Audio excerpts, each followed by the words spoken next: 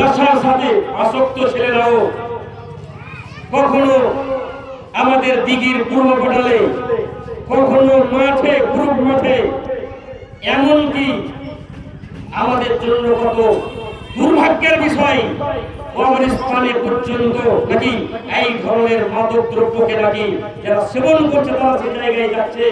সেই মৃত ব্যক্তিদেরকে দেখেও একটু মনে ভয় হয় না যে কালকে আমাকে আসতে হবে, আমার বাপ দাদারা এই জায়গায় শুয়ে আছে।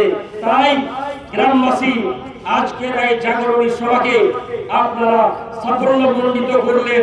এর জন্য আমরা যুব কমিটির পক্ষ থেকে যুবকদেরকে, গ্রামবাসীকে, শিক্ষিত মানুষদেরকে, ওলামাদেরকে, মা বোনেদেরকে এবং আমাদের সমাজের ভবিষ্যৎ হচ্ছে শিশুরা সকলকে অসংখ্য ধন্যবাদ জানিয়ে এবং আগামী দিনে মনিরামপুর হবে এই এলাকার এক উন্নত মানের গ্রাম, বিকশিত গ্রাম। এখানকার উন্নয়ন দেখে এলাকার মানুষ শিক্ষা নেবে এবং মনিরামপুরকে ফলো করে তারাও এগিয়ে যাওয়ার চেষ্টা করবে।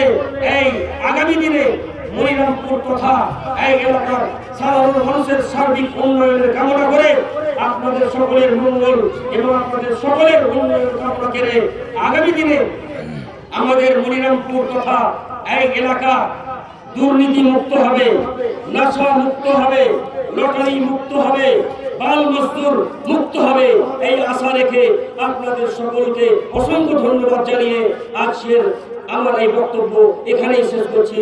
ভালো থাকুন, সুস্থ থাকুন, শুকরিয়া, আসসালামু আলাইকুম।